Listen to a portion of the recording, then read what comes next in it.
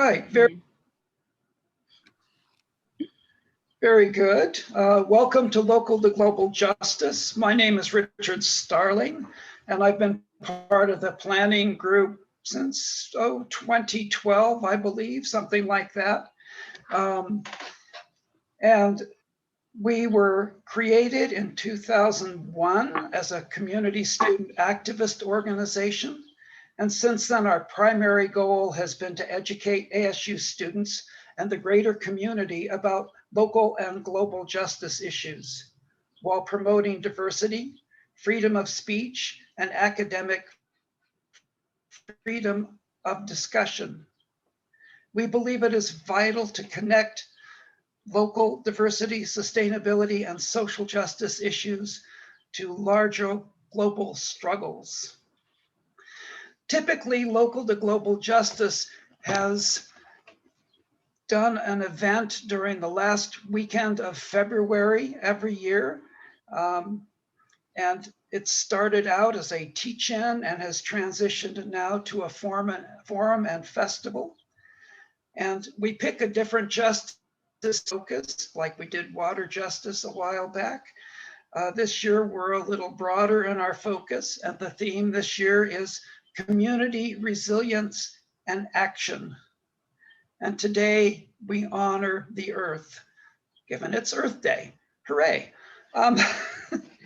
If you would like to share your physical location in the chat, you're welcome to do that so we know where you're tuning in from. Please check our website for future events, which could include a summer fundraising drive and a commemoration of our 20th anniversary in the autumn of this year. And now I'm going to turn it over to Dr. Jen Richter, one of our faculty advisors, to introduce our panelists and guide us through the remainder of the evening. Thank you, Richard. And thank you everyone for being here. It is such an honor to be with such an amazing group of speakers and also to be with everyone today on Earth Day. Thanks for taking some time out to hang out with us. We have three amazing panelists as well as a guided meditation today. Our three speakers are from diverse areas with diverse interests, but all of them are very committed to honoring the earth and trying to figure out different ways to get communities to better, more equitable places in the future. So our speakers today will be Jess Bristow from CHISPA, Dr. Sailesh Rao from Climate Healers, and Dr. Denise Roca Servat from the Universidad Pontificia Bolivariana in Colombia. She'll be joining us all the way from the Southern Hemisphere. So I will introduce each speaker before they go, and so we'll be starting with Jess. Jess Bristow is a CHISPA Arizona digital organizer who was born in Prescott and has lived in Arizona their entire life. They are second generation living in so-called United States. Their grandparents migrated to the United States in the late 1950s from Basushi, Chihuahua, Mexico, a small pueblo in the mountains where their ancestors grew food and herded goats. Through personal and academic experiences, Jess has been able to articulate the intersectionality of environmental issues. Their passion for environmental justice work comes from many parts of who Jess is. From growing up in lower income communities that are disproportionately impacted by environmental racism and the climate crisis, to their indigenous ancestors whose knowledge and experiences flow through them like water. Jess, thank you so much for being here, and I will turn it over to you.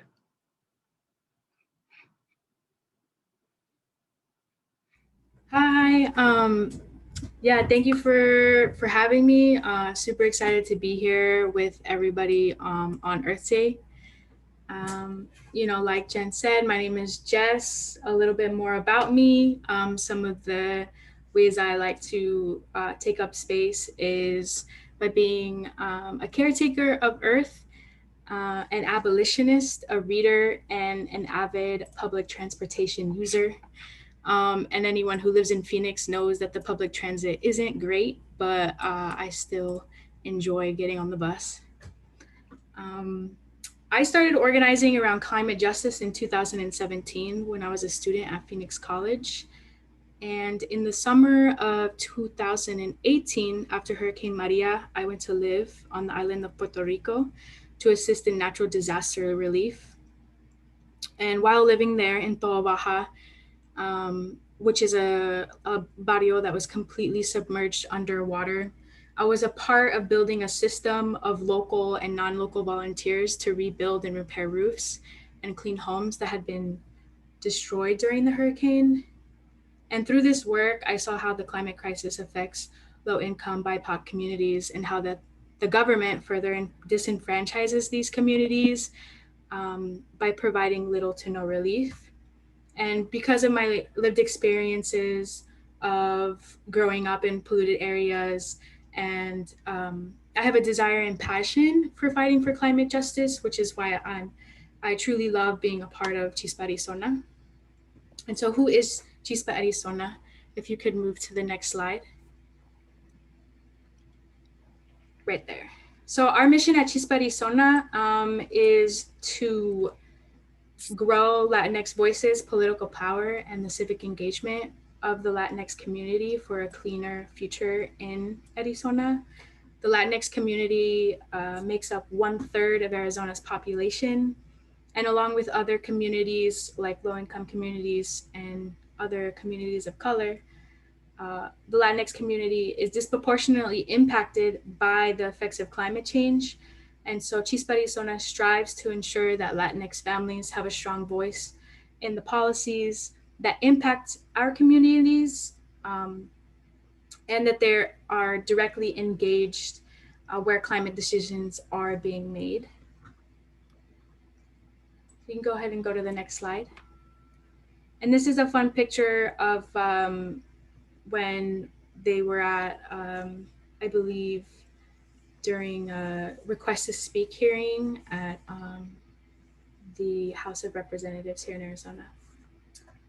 So some of the values that we live by and organize by at Chispa Arizona include the following 3.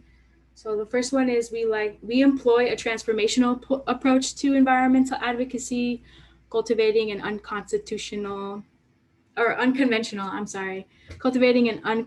accessible, and revolutionary movement that meets people where they are. We like to move and act with courage and conviction, holding decision makers and polluters accountable, targeting systemic challenges and fighting against environmental racism.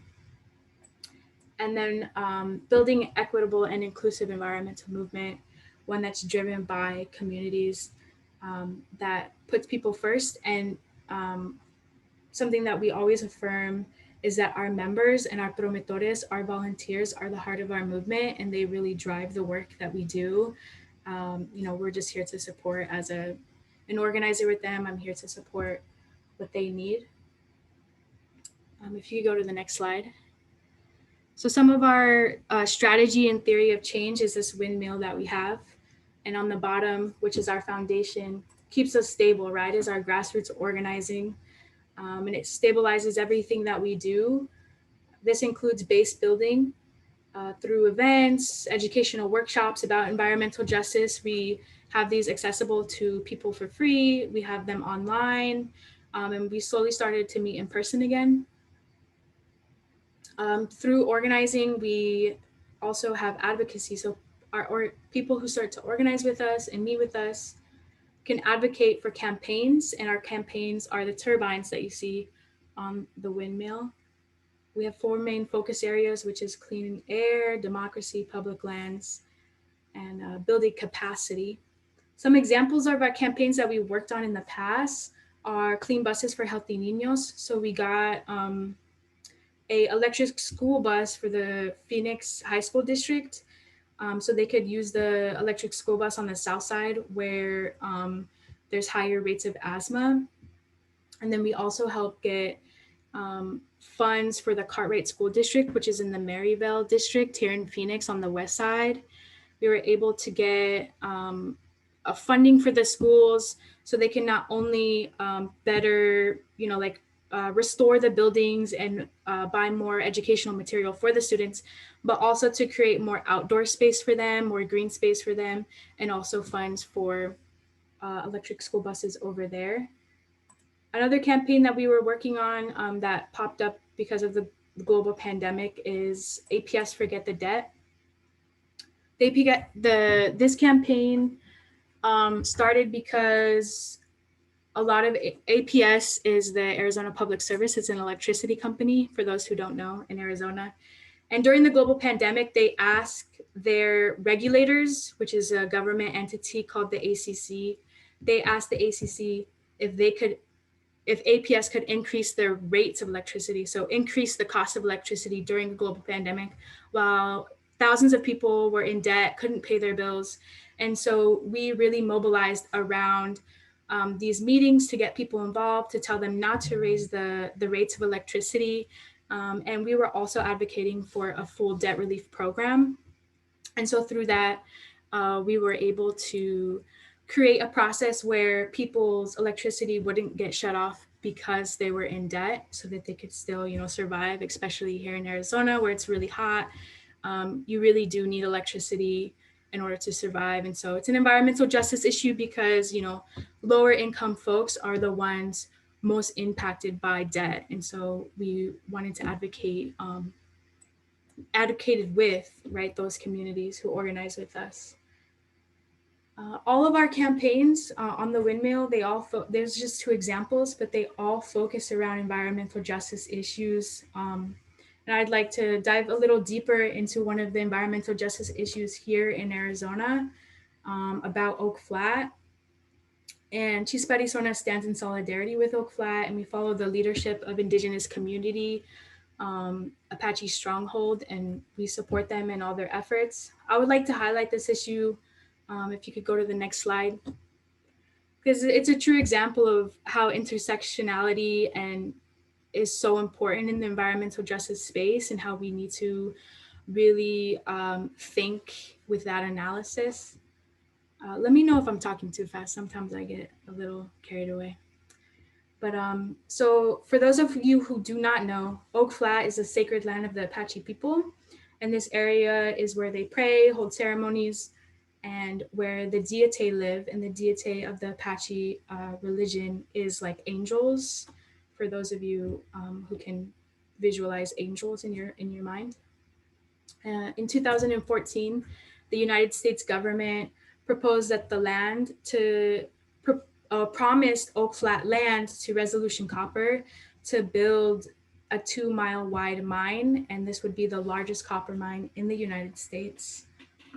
So Apache Stronghold elder Wendler Nosey Sr., he returned home to Oak Flat, where his people had been living for thousands of years, and asked people around the world to join him in prayer and actions to prevent the destruction of Oak Flat.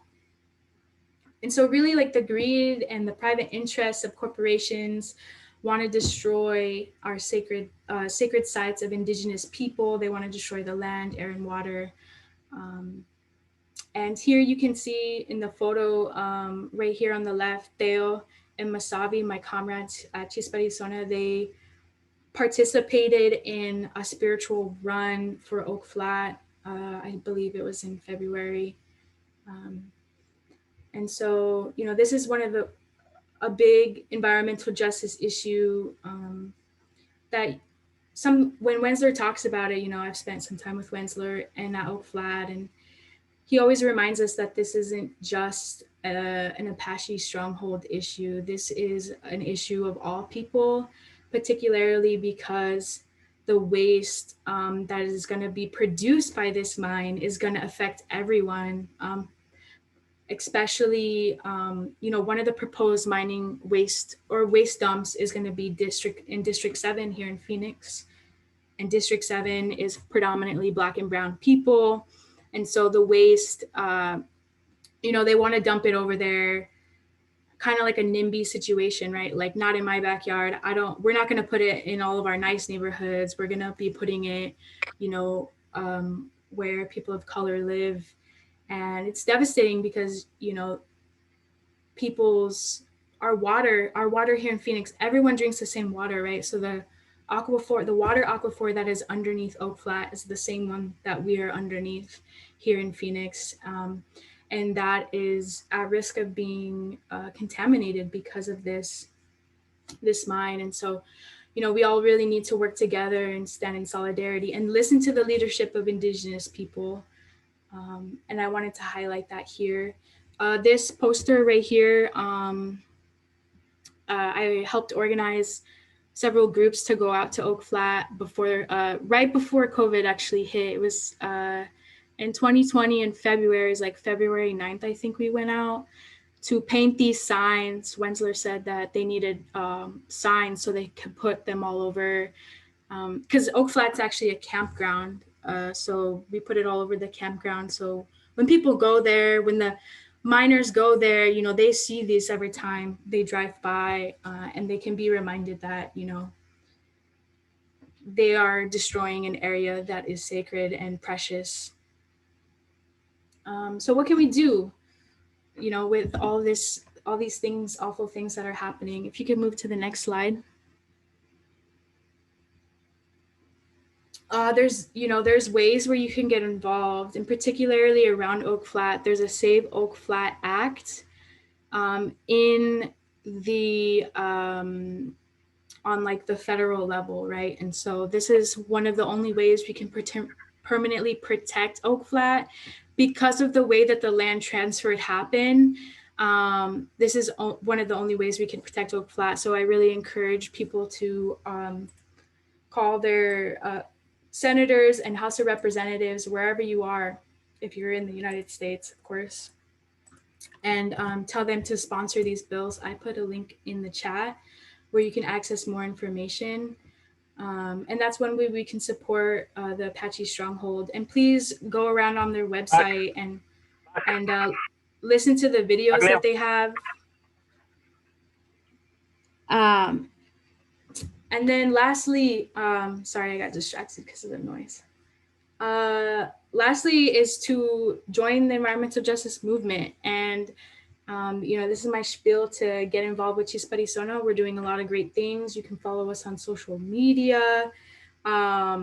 We have different events every month, every week. We're having something cool happening. We have gardening, hiking, vegan cooking classes, community cleanups, and free environmental justice workshops. It's called the EJ Escuelita. So if you want to learn more, you want to come out, we would love to have you there. With that being said, that's all I have for you all. So I hope that was enjoyable. Thank you so much, Jess. Virtual claps. Please feel free to use your emoticons too. Thank you for that. And we'll be returning to the Q&A. So if people have questions for Jess or Selash or Denise or anyone, please go ahead and put them in the chat so we don't forget about them. But we'll hold off on Q&A until the end, after our guided meditation session. When we come back from that, we'll start doing the Q&A as a group. But you can have questions for Jess specifically, or for all of our speakers, or any two of them, etc. So don't forget to put those in the chat, or make sure you write them down so you don't forget your brilliant questions. Jess, thank you so much for that. That was wonderful. I'm going to move to our next speaker, which is Selash Rao, Dr. Selash Rao. Dr. Selash Rao has over 3 decades of professional experience and is the founder and executive director of Climate Healers, a nonprofit dedicated towards healing the Earth's climate. A systems specialist with a PhD in electrical engineering from Stanford University, Dr. Rao worked on the internet communications infrastructure for 20 years after graduation. During this period, he led the transformation of early analog internet connections to more robust digital connections that also ran 10 times faster at 1 gigabit per second. In 2006, he switched careers completely and became deeply immersed full-time in solving the environmental crises affecting humanity.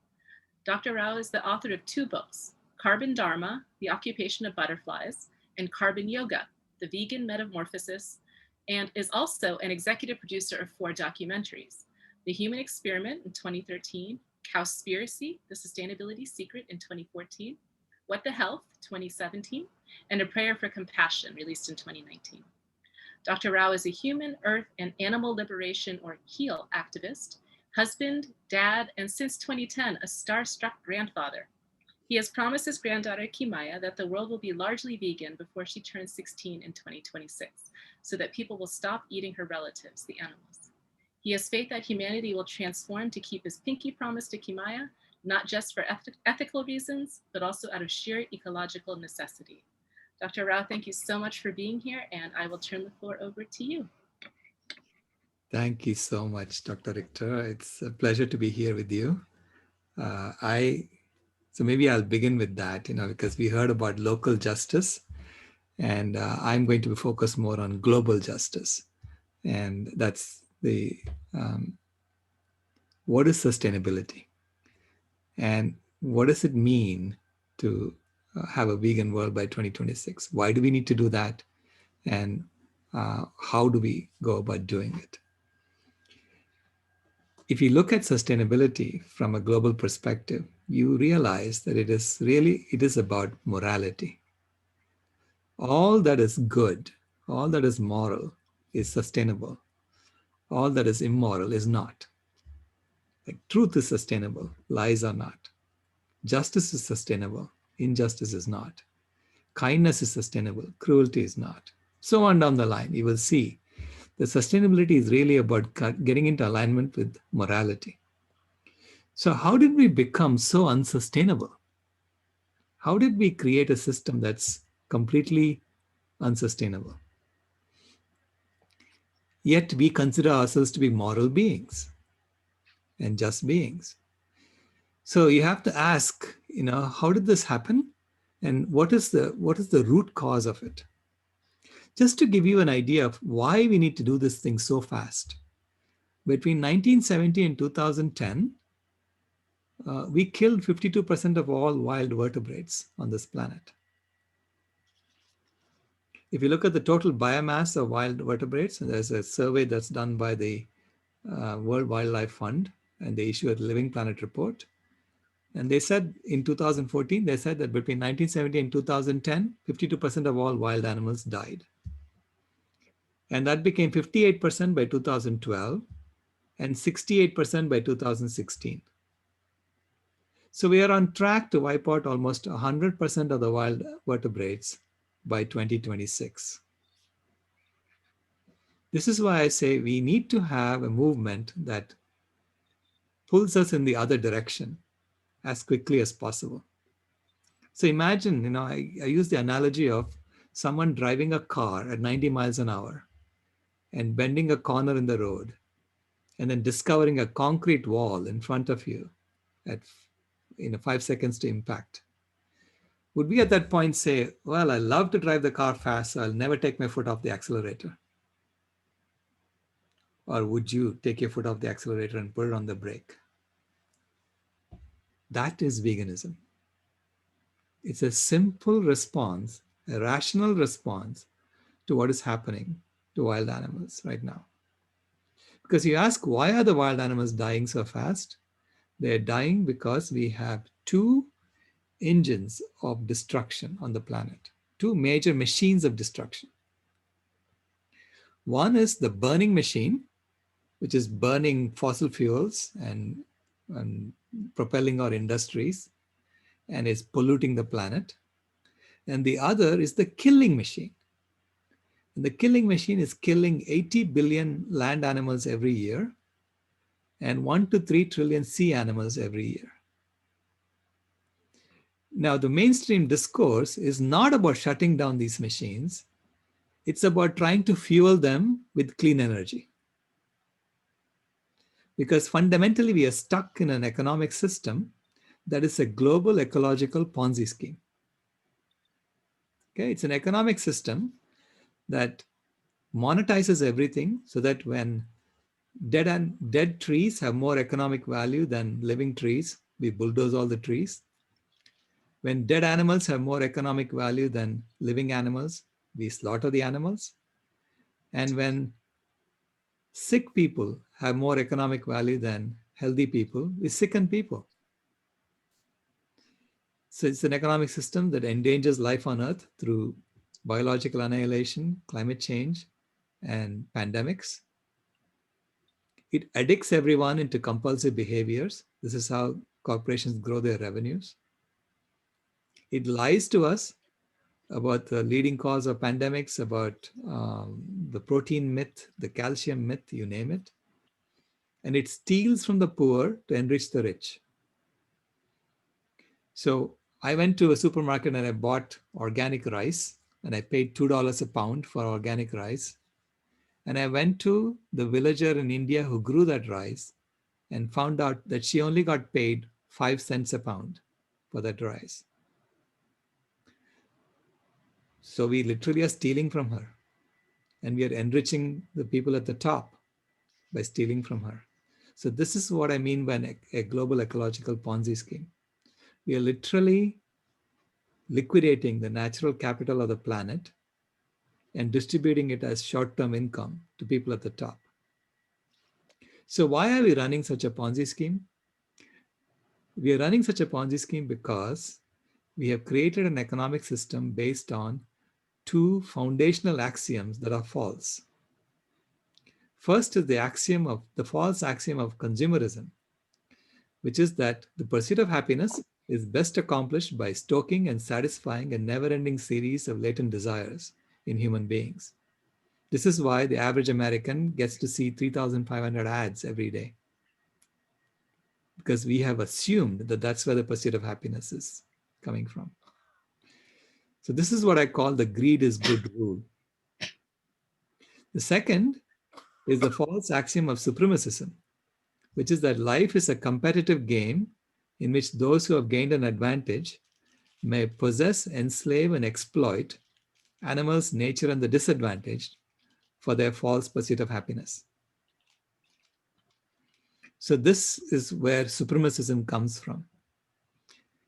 So the first false axiom is serviced by the burning machine. And the second false axiom, the false axiom of supremacism, is serviced by the killing machine. And we see these axioms in our daily lives. We see ads being shown to us, and we also see slaughterhouses and factory farms everywhere, which is treating animals like they're objects. So that's the axiom of supremacism. And these two false axioms are driving this economic system. So if you want to know how do we create a system that works correctly, we fundamentally have to change these axioms. So we have to create a new system, a new economic system that is founded on correct axioms. So the correct axioms are the true axiom of inner peace, which is that the pursuit of happiness is best accomplished by looking for it within ourselves.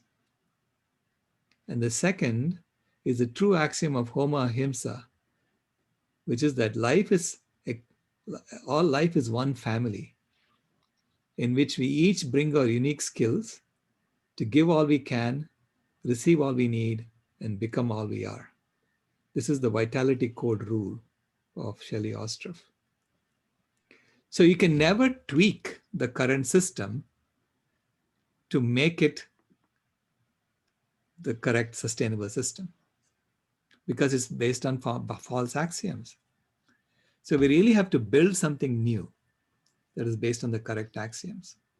Build something new from the ground up so that it empowers people, that it's based on justice, it's based on the truth. And that's what we are engaged in at Climate Healers. And that is the Vegan World 2026 project. So we meet every 3 months. So we have a convergence happening this weekend. And you can register and join us. And we meet every 3 months because we believe that if every vegan organization is successful beyond their wildest dreams, then we will have a vegan world. And I would be able to fulfill my promise to my granddaughter. So please join us, and let's get there as quickly as possible. Thank you very much. Thank you, Dr. Ra. Appreciate that. Okay, so our next speaker, let me try and find my slides here.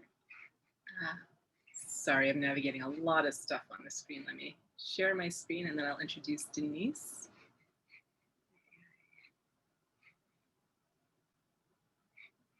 Can everyone see that slide? Good, okay. So our third speaker tonight is Denise Roca Servat. Dr. Roca Servat is a scholar activist from Latin America. She is associate professor at the School of Social Sciences and a researcher at the Territory Group of the Universidad Pontificia Bolivariana in Medellin, Colombia. She is part of the Alternatives to Development research line with special interest in issues relating to water justice and alternatives to extractivism. Together with students, activists, and independent researchers, she created the Political Ecology and Water Justice Study Group in order to work in the intersections of scholar activism, politics, science, and academia environmental movements. Additionally, she is a researcher of the International Alliance for Water Justice and co-coordinates the political ecologies of the South Abya Yala Working Group in Claxco. She was also a student leader of Local to Global Justice while a PhD student in Justice Studies at Arizona State University. Denise, thank you for being here, and just let me know when you want me to turn slides for you. Thank you. Thank you very much, Jen, and everyone at Local to Global Justice for the invitation. I'm very happy to be with you all, and especially now internationally. So I'm here in Colombia, and I'm thrilled to be able to talk and also get to see what people are doing also in Arizona and in many other parts of the world today on Earth Day. I also wanted to just mention a little bit, because I used to be part of Local to Global Justice, that I'm also happy that this year we're celebrating the 20th anniversary of Local to Global Justice. So thank you to everyone who has maintained this scholar activist space throughout time. And special thanks, of course, to Professor Beth Swaderner, who has been there since the start. So I share with you these comments today as a woman, scholar activist from Latin America living today in Colombia. So being in this territory shapes my approach and my academic interests. Rivers in Colombia are incredibly voluminous, interconnected, hydrosocial territories that drain into different four areas. You have the Caribbean Sea, the Pacific Ocean, the Orinoco River, and the Amazon River Basin. So there's this amphibious culture that characterizes communities of humans and non-humans living in many parts of Colombia, who by means of practices, technologies, farming, fishing, hunting, reproduce life. So what is happening today in these amphibious lands now that we are in the middle of a pandemic? And how has a pandemic deepened the ecological crisis? So next slide, please. So in this slide, we see that mining corporations and mining companies around the world have ignored the threat of the pandemic and continue to operate. So even they use the health emergency as an opportunity to cover up their tainted records of destruction and present themselves as social actors and benefactors, offering virus tests to help workers. So we find here in Latin America, all through Latin America, that during this past year, the extraction of minerals and resources has really much deepened. In a new report from the World Bank Group called Minerals for Climate Action, the mineral intensity of the clean energy transition, it is noted that their production of minerals such as graphite, lithium, and cobalt could experience an increase of almost 500% between now and 2050 to meet the growing demand of energy technologies.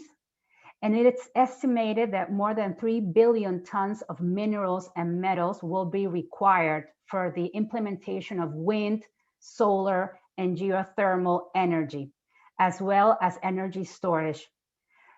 And in addition to that, companies have also started investing in copper because the demand for electric vehicles and alternative sources of power like solar energy has really increased. And where do you find all these minerals? Well, it happens to be that in Latin America, we are a very rich biodiverse region, and the Andean mountains are really incredible sources for what the companies call resources, natural resources. but of course are not such for communities, peasant communities, indigenous peoples, women who see them as sacred mountains, who see them as part of their territories, who see them as Pachamama, as life. Next, please. So in the middle of this tension, we see that the industry, the mineral industry, has lobbied governments in Latin America. And the situation is that because we are now in an emergency state, for example, today in Colombia, today for the weekend, every single weekend from Friday, Saturday, and Sunday, we are all closed and we cannot move from our houses. And this goes back and forth. So all these implementations of course, the pandemic that we have to take care, and we are on the emergency states, that also is a form of authoritarianism that is preventing people from doing protests, from being in the streets, and from taking care of their territories. Meanwhile, the mining corporations are extracting all their minerals. So we see the government seek to silence the protests and use the current crisis to promote changes in the national regulation as well, to favor the activity of mineral extraction at the cost of the lives of the planet, of the people. And there is a racial divide, and there is economic disparities as well that have exacerbated the devastating impact of the pandemic. So we have populations, and it's so happy because this lecture really ties with what Jess and also Raul were saying. We're seeing that the most vulnerable, racially diverse populations are being the ones affected the most in this environmental injustice. And what we have here is that we have a genocide particularly, and this has been all around the media already in the Amazon, and tons of indigenous peoples, especially the elders, have died in Brazil, and also in Peru, in Colombia, and as well of many Black African communities in Latin America that have been hit very hard. So in addition to this, we have the presence of armed actors that either are not the military, but are armed actors that could be more related to the black market of, for example, drugs. These armed actors have brought new threats to our territories. And we have the assassinations of environmental leaders every single day. It's really devastating. The next slide, please. So in the middle of this situation, we have water. Water as the generator of life, as a catalyst, as a condition for the production of creative cycles, as a unifying, connecting hybrid that is adaptable, that is resilient, that is resistant. So water is a central element for critical thinking and an eloquent framework to dispute the existing ways of knowing and the ontological dimension of relationships with otherness. So resisting entails defending water and defending the commons. So I'm going to mention 3 different examples of communities in Latin America defending their water today, right now, and trying to build communal relations. One from the COMUNALIDAD in Mexico, the second one from El Rio ATRATO in Colombia, and the third one, the water community organizations in Colombia. Next slide, please. So we have COMUNALIDAD in Mexico. This is very important because all of you right now in Arizona, you're very, very near in the borders with Mexico. And of course, that used to be not only like Mexico, but more importantly, Yaqui and many other indigenous peoples' lands. So these ancestors and all this richness of diversity, of cultural, ontological diversity, you have all through around Mexico. But in the south of Mexico, in Oaxaca, in Chiapas, you have the Zapotec community and the Mixtec communities. And they, for thousands of time, they have their own communal relations by which they build their communities with the land, and they take care of each other. And today, in the middle of the pandemic, they have been able to shut down their communities and really look for food sovereignty. They have tried to build now more than ever and solidify all their channels for food sovereignty so they can be sustainable and have their own foods and not depend on the state and the market. The next slide, please.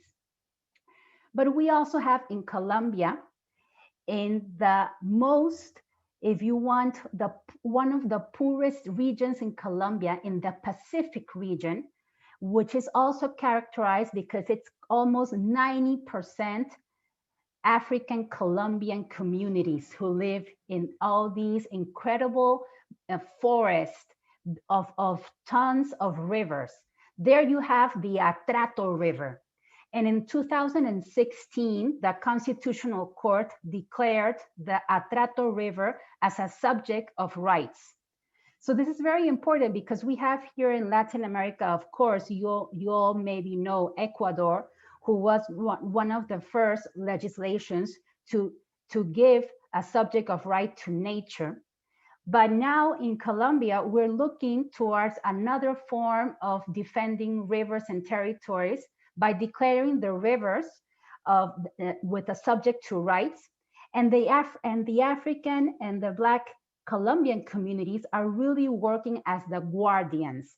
So now in the middle of the pandemic, we're also seeing how communities are mobilizing to take care of each other. And here we see the role of the state, which is also interesting because in the comunalidad, it's more about autonomy. It's more about, we don't want the state. But here we see that the role of the state is also important and could have an impact or not. So we're in the middle, if you want, of this process. And the next slide, please. Finally, we have water community organizations. This is called La Red Nacional de Acueductos Comunitarios, which is a network of national organizations in Colombia that brings together more than 700 self-managed organizations and community water organizations. What this means is that they provide themselves with water, so it's community-based management by which they organize the tariffs, they organize also the infrastructure, they take care of water and take care of the people. And what we did is we did a small community-oriented research with them this past year to understand what has been going on in rural areas in Colombia. And we found out that these community water organizations were really taking care of the elders and the children. So what they did is that, for example, all the elders in these communities, they were taken care of, and people in the community, in the water organization, will do the paperwork for them so they don't have to leave their homes. Also for the children and the youth, the community water organization lended them their internet access, and also the place, the house where the community meets, so they can do their homeworks there. And as well, the water for that is so important for the pandemic. The water was really taken care of, and they made sure that they had filters, that they had the best quality, and also they made sure that everyone had access to water, no matter if they could pay. So finally, the next slide. These are some of the different resistance water communities that I wanted to share with you as a matter of hope, and that we can continue their path and follow the way to achieve a sustainable and a more just society. Thank you.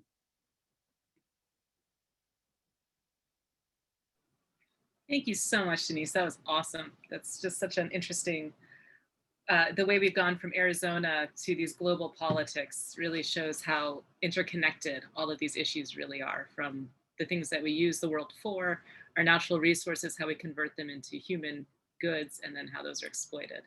And it is amazing how the pandemic has been used as an excuse to just ramp that up rather than to actually help people at this point.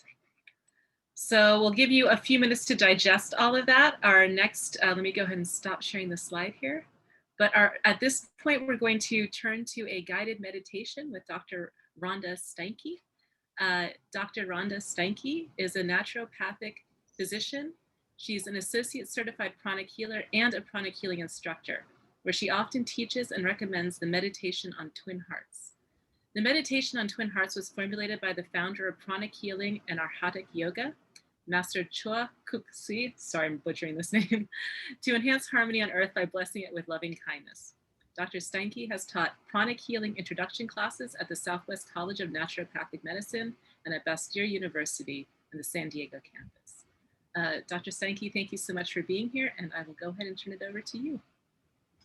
Thank you, Dr. Richter, and thank you everyone for allowing me to facilitate this meditation by Master Chua Kuk Sui, and happy Earth Day. So before we get started, we'll do an invocation. To the Supreme God, thank you for your divine blessings. Thank you for guidance, help, protection, and illumination. To our spiritual guides, holy angels, spiritual helpers, and great ones, we thank you for divine light, divine guidance, healing, protection, and illumination.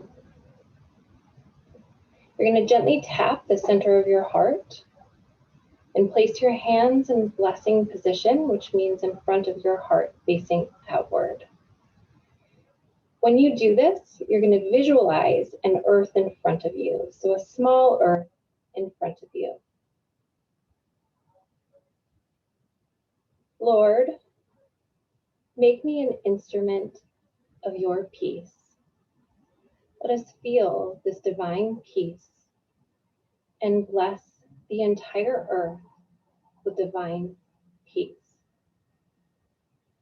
Where there is injury, let us sow pardon and forgiveness. Where there is despair, hope, doubt, faith. Where there is darkness, let us sow light, and sadness, let us sow joy. Visualize the earth turning a dazzling golden pink everywhere on the earth. Now gently tap your crown and visualize the earth turning golden. From the center of the heart of God, let the entire earth be blessed with loving kindness. Let the entire earth be blessed with great joy and happiness. From the center of the heart of God, let the entire earth be blessed with understanding, harmony, and divine peace. Let the entire earth be blessed with goodwill and the willingness to do good. Imagine people are not only thinking about doing good things, they're actually acting them out. Simultaneously, put your attention on your heart and your crown. From the center of the heart of God, let the entire earth, every person, every being be blessed with love and kindness. Let the entire earth, every person, every being be blessed with sweetness, joy, warmness, divine caringness, and tenderness. From the center of the heart of God, let every person, every being be blessed with inner healing, inner beauty, divine oneness, and divine bliss.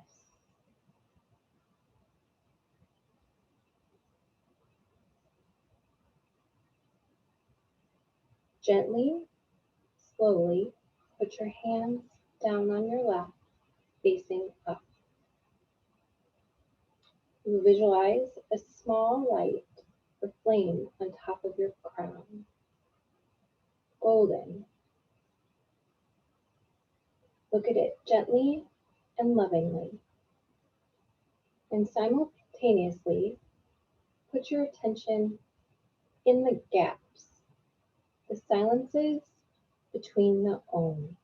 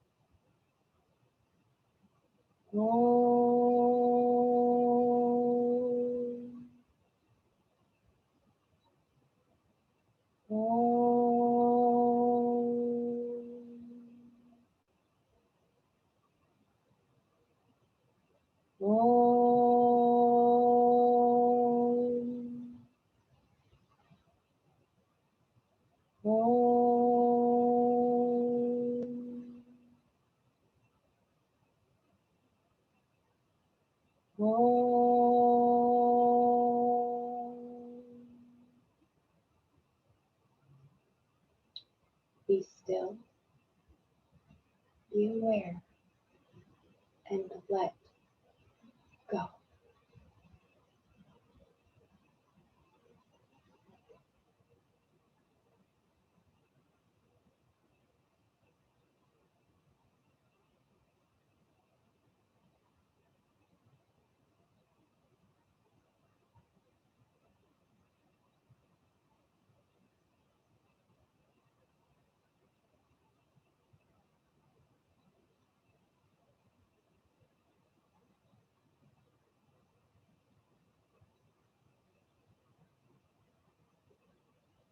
Gently, slowly, come back to your bodies. Wiggle your fingers, wiggle your toes. Place your hands in blessing position again. Visualize your families and your loved ones. May they be blessed with sweetness, loving kindness, joy, happiness. Visualize your organizations. Visualize local to global justice. May it be blessed. May be blessed with tolerance, forgiveness, understanding, peace, joy, and happiness. Visualize the entire ASU campus. May it be blessed with good health and happiness. May it be blessed with right thoughts, right words, and right actions. Visualize the leaders of your communities making right decisions. Visualize our state, your country, and our earth. May it be blessed. Gently, slowly, put your hands facing down and put your attention at the base of your spine, your palms, and the soles of your feet. Let Mother Earth be blessed. Let Mother Earth be revitalized and regenerated. Let Mother Earth be blessed with clean air, clean water, and clean earth. Let Mother Earth and all of her inhabitants be blessed. I am rooted and connected to Mother Earth.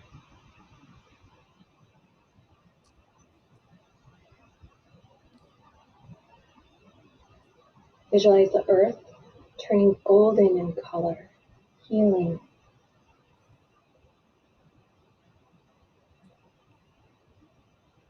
Let us give thanks to the Supreme God. You can pray to whomever you like.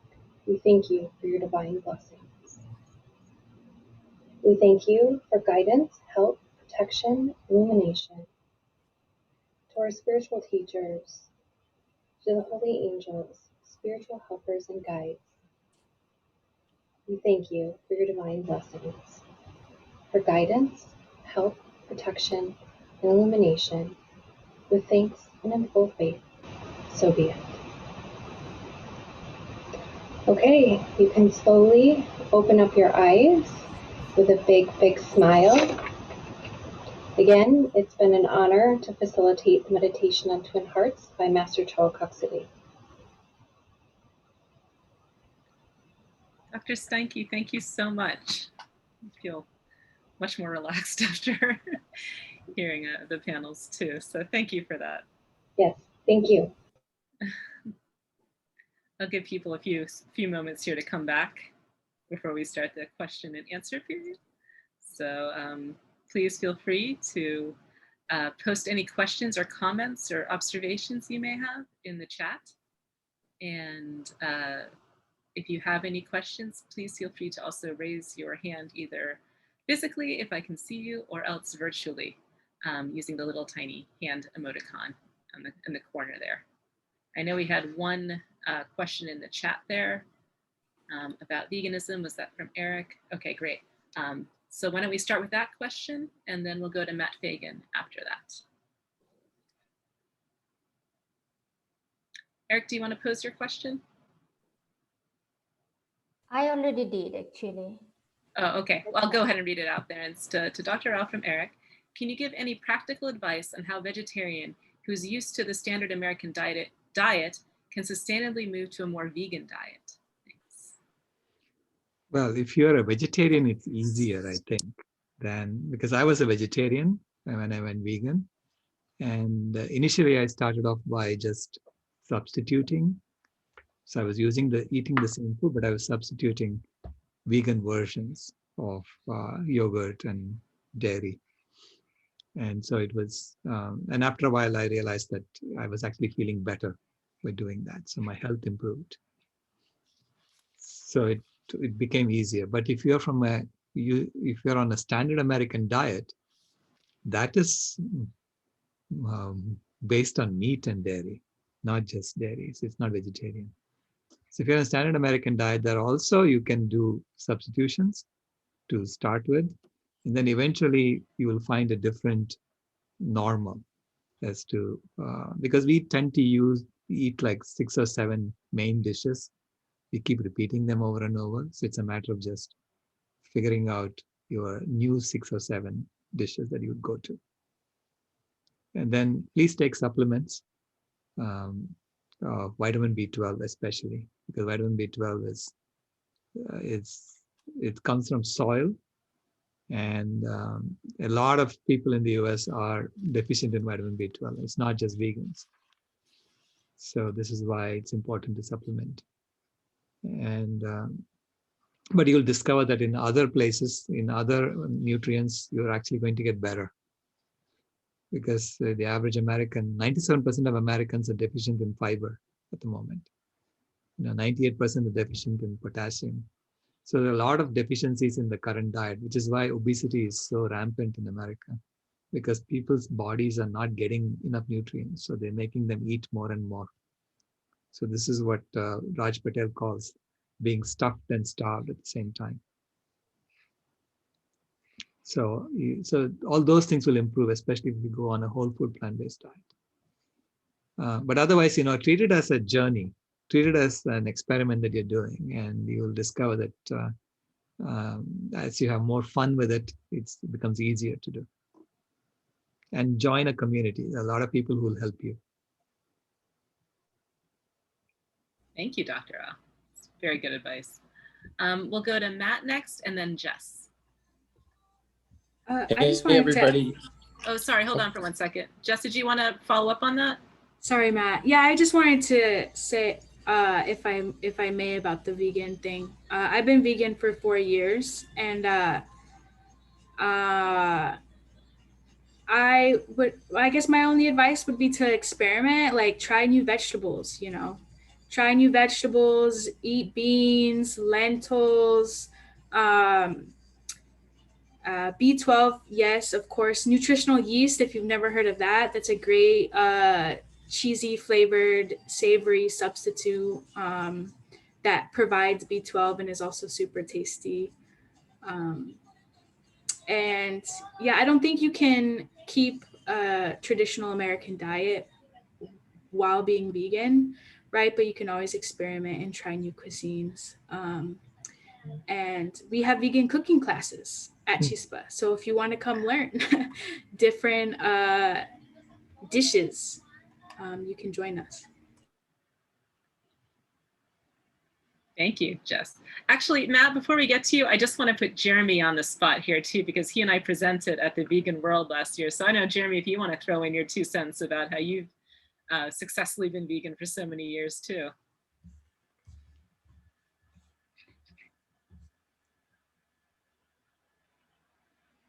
Oh, did I just lose him? Oh, there he is. Okay. All right, Jeremy. Should we come back to you?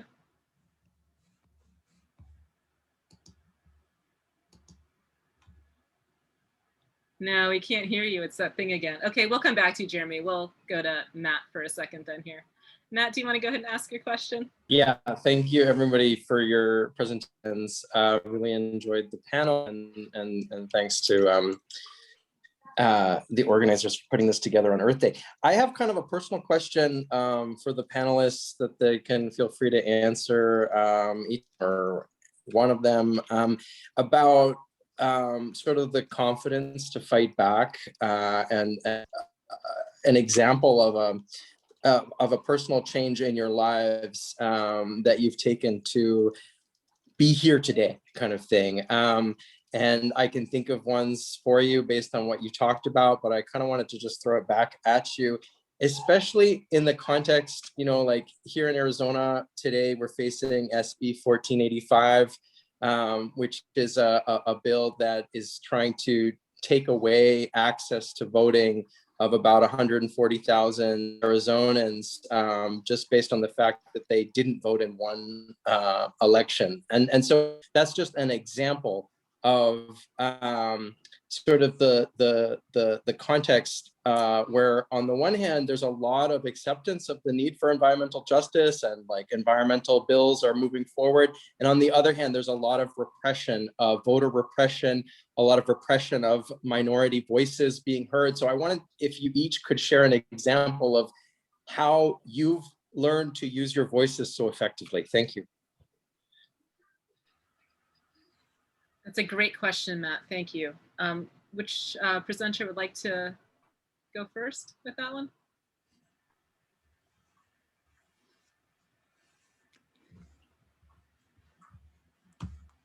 I mean, I can speak about what I do. Of course, I think going vegan is fundamentally anti-capitalist, anti-colonialist, anti-racist. So it is literally telling people that we do not agree with the current system, and we want a system of normal nonviolence as opposed to a system of normalized violence that we are in. So that was the first thing that I did back in 2008. And then I did something, I call it the Buy Everything Day, which is, I was invited to join a Buy Nothing Day, which was the day after Thanksgiving that people don't buy from during Black Friday or whatever they call it. And I realized that we have become such a compulsive buying society that we have to restrain ourselves from buying on just one day of the year. And so I decided to do the exact opposite, which is to buy nothing on every day except for one day, where I would go buy everything I need. And the remaining days, I would just make a list. And so this turned me into a very conscious consumer. I was making lists, and I would basically on the day that I would have to go buy everything, I would just cross off everything on my list.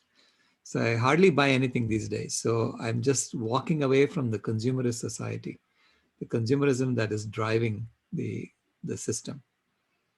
So those are the two things that I did that that I would say goes against the current system. Thank you, Dr. Rao. Denise or Jess, do you have anything you want to add to that? Yes. Hello? Yes. Yeah, you're good. So yeah, that's that question is very important, and I guess that there's no like answer. It's like an answer that changes, because also as well every single day we're learning something different and new, not only about ourselves, like each one of us are the possibility that we have to transform ourselves.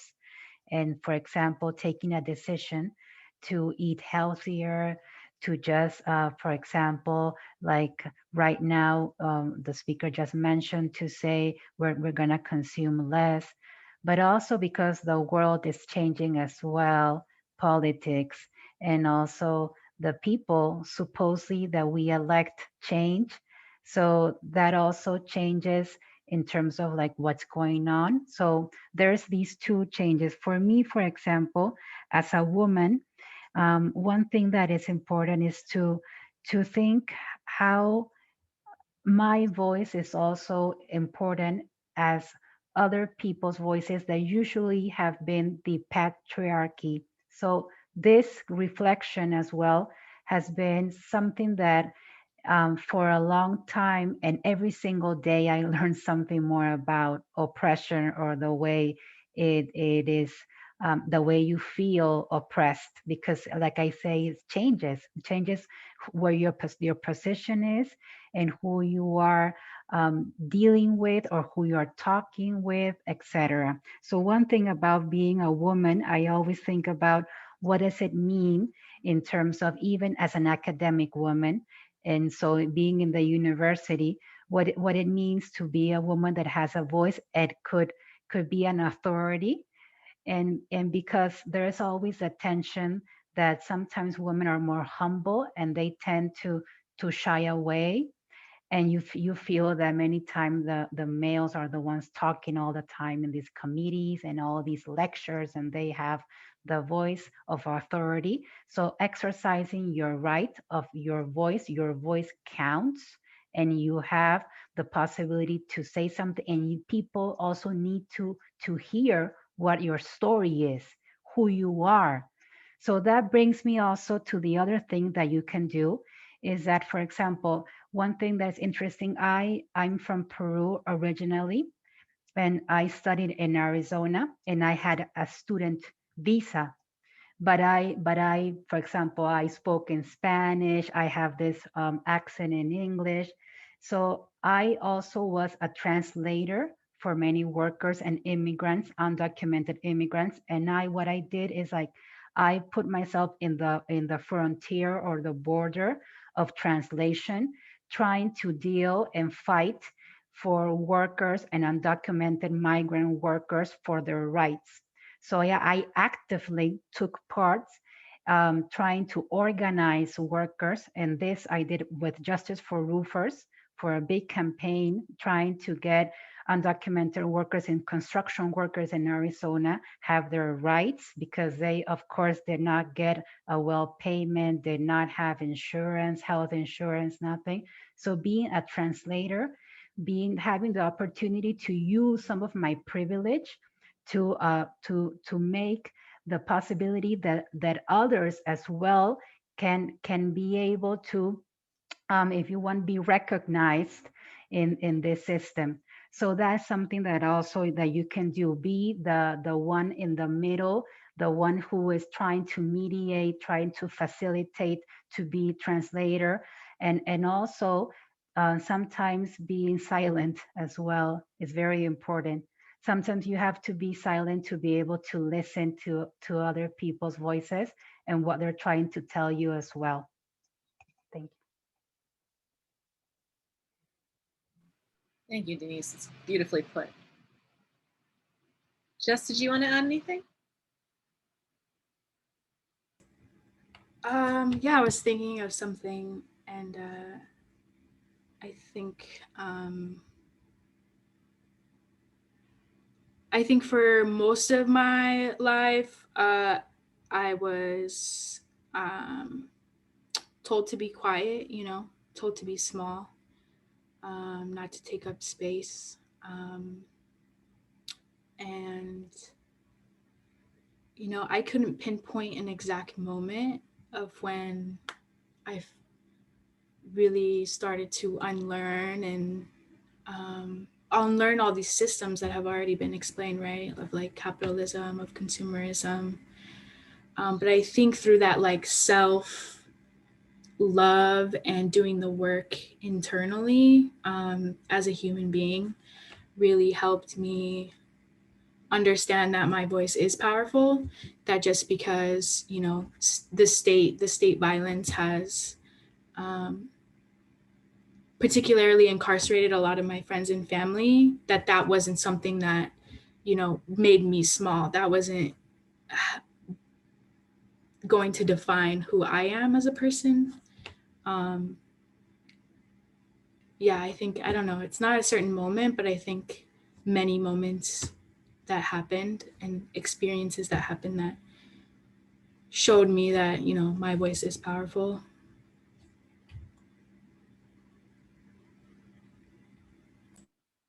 Thank you for that. I'll just offer the reflection too that I think what we've heard today is different points of view, different positionalities, that people who are very cognizant and they recognize how interconnected all of these kinds of issues are. And so even as we focus on individual actions, these are always communal actions when they're taken with other people in these groups. So I think this has been a really beautiful, we focused on environmental justice today, but our other two forums have also focused on immigration and race issues too. So how do we bring all of these community interests together, highlighting ones at different time, but also making sure we keep in mind all of the different intersecting issues and how they're all interrelated to one another as well. So thank you for those reflections. It's really beautiful. Great point, Dr. on the chat there. Does anyone else have a question they'd like to pose either to one of the panelists or to all of them? I had put something in the chat earlier. First of all, thank you to all our panelists. Very powerful, very interwoven. We do sort of a visioning of what each of these virtual events might, feel like, look like, who might be included. And this just has so exceeded my vision for this event. So thank you deeply. I was very struck, Denise, by the notion of rivers having rights, the notion of the more than human having rights, and putting that together with what Dr. Rao was saying, about the whole systemic destruction, of whole species. And I do work in sub-Saharan Africa. I have been there since the 80s, off and on, almost every summer. And, the loss of different whole species is just heartbreaking. And I wonder if you could just in a couple of minutes say a little more about what it took, what kind of people's movements and other things that I know you've studied. So I'm asking you to summarize dissertation length work in a short time. But what are some of the steps that made that happen? Right now, our corporations' rights are protected, but not animals in the United States. Corporations have more rights even than we do as little individuals, as Bucky Fuller would say. Okay, I'm getting on a soapbox. I'm going to mute myself. Thank you. And I think that this could be a cross-national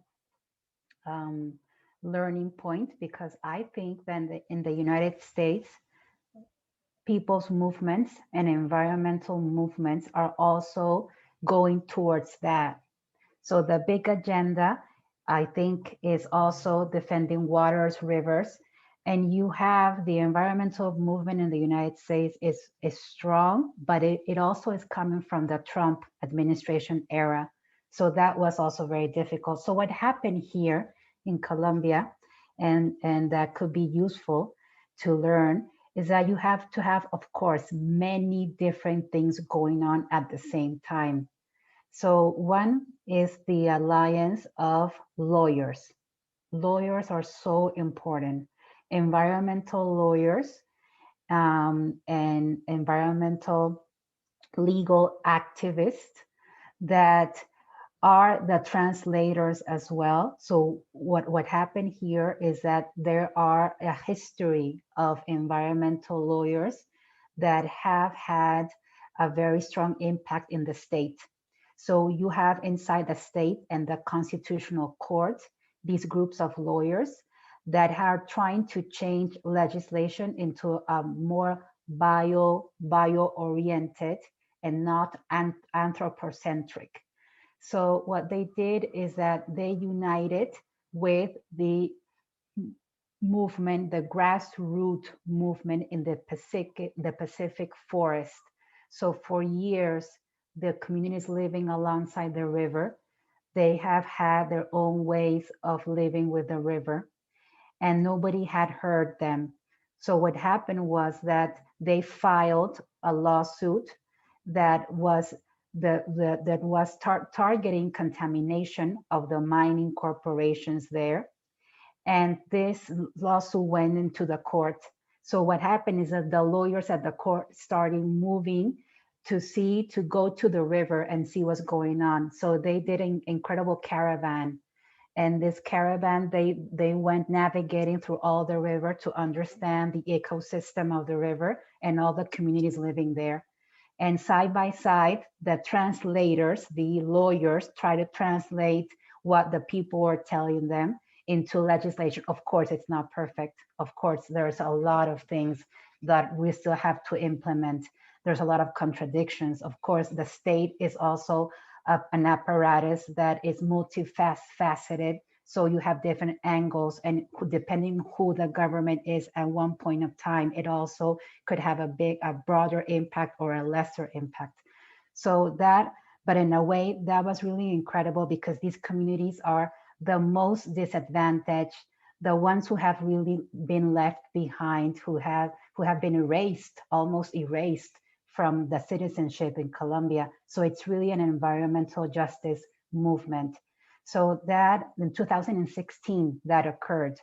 And that made a really important impact for the local communities. And they are the ones who are the guardians of the river. So now in the implementation, the guardians of the river are all the Black African communities, but the state has to implement the law. So of course, that's a tricky position, and it's controversial, but it's also something that it's very interesting. We have lots of people, even from Europe, coming here because they're trying to also think about rivers in Europe and other places as a defense form to try to put in the front stage the possibility of non-humans and more biocentric, ecological ways of thinking. Thank you.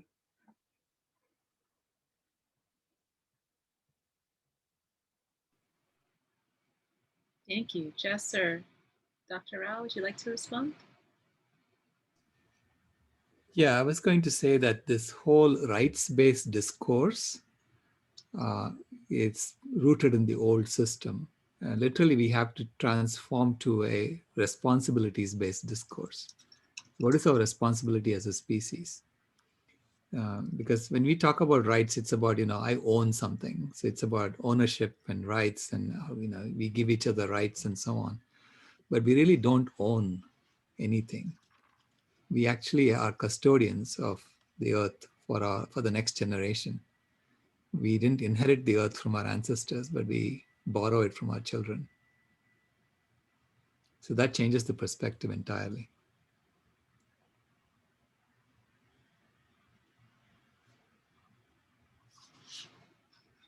Can I follow up on that, Dr. Rao? Just to think about, like, I hear what you're saying, but how do we transition to the responsibility based? Right? Are there interim steps, or is it really all or nothing?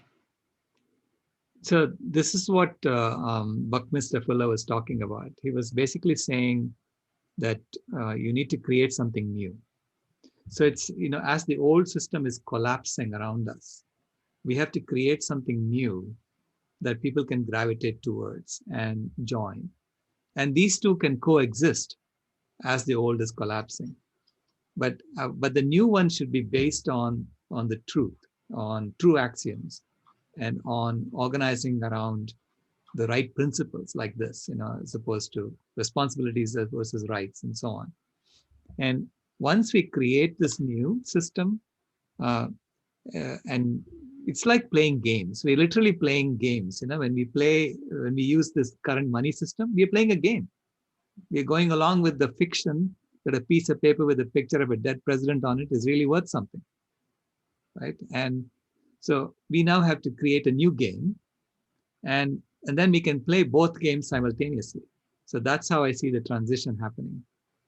And then after a while, we just like the new game better than the old game, and we move on. So coexisting rather than competitive. Exactly. Yeah. Which is a great way of framing it. Thank you. Jess, did you want to add in a thought there too? No? Okay, thank you. Okay, and then we have time, I think, for one more question. And I think Christine has one in here. And I think this is aimed more toward Denise. Do you feel that the judiciary is less, quote unquote, political in Latin America than here in the US? My concern is that our judiciary is so politically tied that they often side with businesses and corporate interests over human and environmental interests. Well, yes, what happens is that the neoliberalism, of course, the stronghold is the US. And that you can feel it just living in the US. That's like what I felt in terms of like laws and even like policing. So policing and laws and regulations, and the way the culture is. And that's something very impressive, how corporate America is inside the White House. So that makes it very, here we have a history in Latin America, and particularly in Colombia, a very strong history of rebellion, revolt, like a spirit that comes from the grassroots. And this means that we have students in public universities and a lot of civil society that tries to move towards fighting injustices and the neoliberal system. So of course, it's very contentious because neoliberalism as well, here we are a laboratory, especially Colombia with the Colombian plan. It's a big laboratory of the United States with tons of money that floats here to make use. They use Monsanto and all these pesticides to massively destroy the coca plants and everything. So it's a very difficult, intense laboratory space, but where you have this incredible also movements and possibilities still of change. So yeah, and just I wanted to say something about what we were discussing about rights and responsibilities. In a way, something that I find interesting of the Zapatistas is that they say that the capitalism has it's like a snake, like seven incredible, like, I don't know, snake faces and dragon, like a big dragon.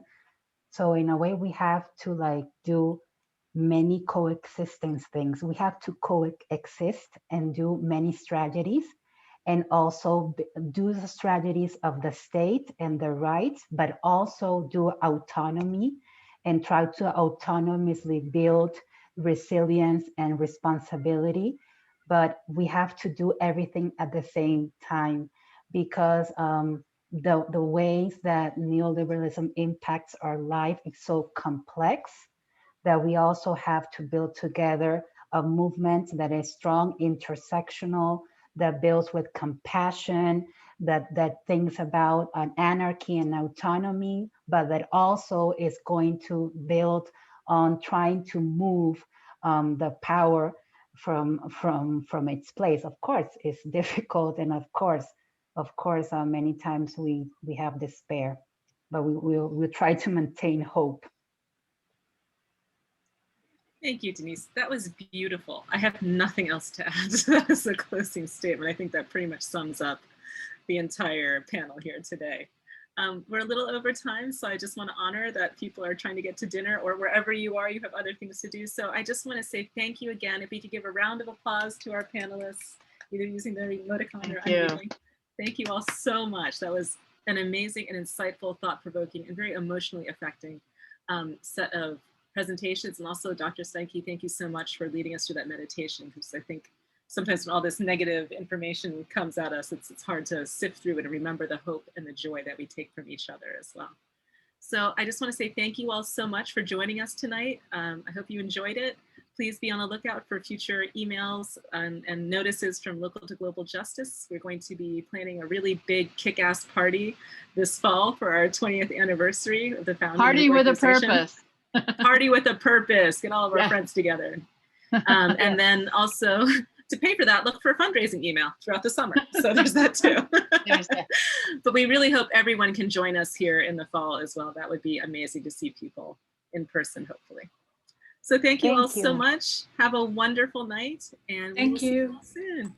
Take care. Thank you. Thank you, Jess. Thank you, Great to see Bye. you. Much love, Jess. Thank you. Sailash, Dr. Steinke, thank you. And the organizing team can stay on the call for a little bit if we want to. And I've got a thesis performance, so I'm going to switch over to, thank you, that's on activism. It's going to be fabulous. You want to just switch over the Zoom room? No, but she's looking. I just have to share what the project is, because we're Local to Global Justice. The project is looking at archives. There are, 40% of folks in Arizona are BIPOC, are indigenous, are people of color, are gay, lesbian, etc. And less than 1% of the archives of people's histories represent those 43% of our state. So that's what it's about, and I'll tell you about it later. Okay. Bye. All right. Thank you, guys. I'm gonna kick out the people who aren't local to global so we can have a bit of a debriefing here. Thank you. Bye, Christine.